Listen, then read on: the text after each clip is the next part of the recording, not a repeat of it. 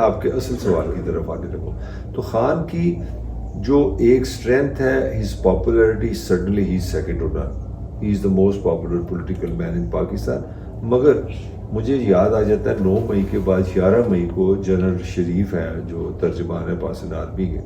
I would like to quote his press conference and he's on record saying that کہ یہ 9 مئی پاکستان کی تاریخ میں لکھا گیا ہے. ہم نے اس دن کو چھوڑنا نہیں، بھولنا نہیں ہے.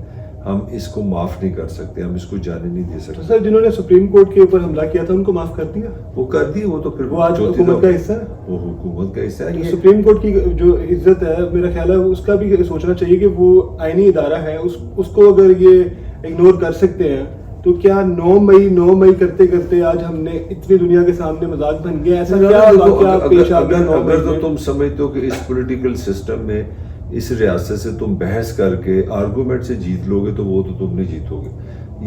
یہی تو میرا تمہیں میسیج دینا چاہ رہا ہوں، تمہیں سمجھانا یہ چاہ رہا ہوں کہ یہاں کا جو پولیٹیکل کلچر ہے وہ پاپولیرٹی پہ نہیں چلتا. وہ اب بھٹو کھڑا ہو گیا اس ریاست کے آگے، کیا ہوا؟ 2.5 سال وہ کال کوٹری میں رہا ہے.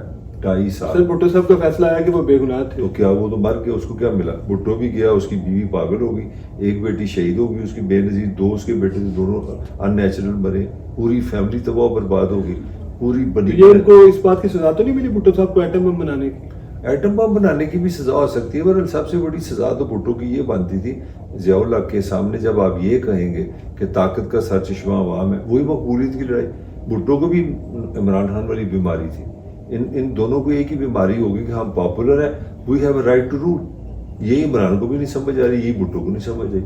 یہ چیز نواز شریف کو پتہ ہے. یہ میری رائے، نواز سمجھتا ہے پاکستان کی جو طاقت کے مکینکس ہیں اس میں مقبولیت اتنی امپورٹنٹ نہیں. تم سے کہہ رہا ہوں، میں یہ کہنا چاہ رہا ہوں کہ عمران کا جو معاملہ ہے وہ ایک عجیب تضاد ہے کہ ایک طرف وہ بہت پاپولر ہے، دوسری طرف وہ اس میں لچک نہیں ہے. یہ نظام ہے، کہیں دباؤ، کہیں خود پہ دباؤ لے لو، کہیں دباؤ ڈال لو. عمران کیونکہ ایک فاسٹ بولر ہے، ایک کنسسٹنٹ مائنڈ ہے. اس کے سامنے ایک بیٹسمین ہے، اس نے اس کو آؤٹ کرنا ہے، اس نے سپیڈ سے اس کو گیند مارنا ہے. وہ مولا جٹ ہے، اس نے ہاتھ میں گنڈاسا پکڑا ہے. تو ریاست بھائی اس کے آگے کھڑی ہو گئی ہے. اب میں تمہارے سوال کا جواب دینے لگا ہوں.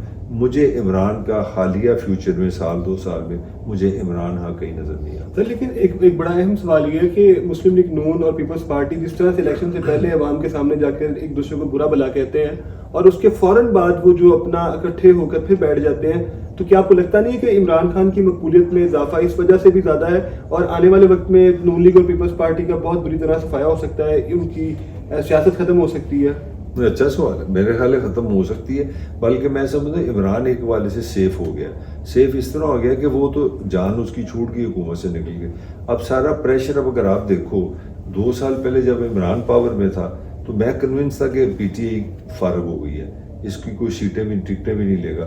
مگر 16 ماہ کی کارکردگی سے شہباز کی عمران تو 5 گنا زندہ ہو گیا اور یہ مارے گئے. 2 سال پہلے مجھے اچھی طرح یاد ہے نواز شریف کا امیج بہت اسٹرانگ تھا. مریم ہیرو بنی ہوئی تھی، اس کو کروڑ پولر کہتے تھے. وہ بڑی اگریسو باتیں کر رہی تھی، مطلب ہزاروں کے لوگوں کی جلسی ہو گئے تھے.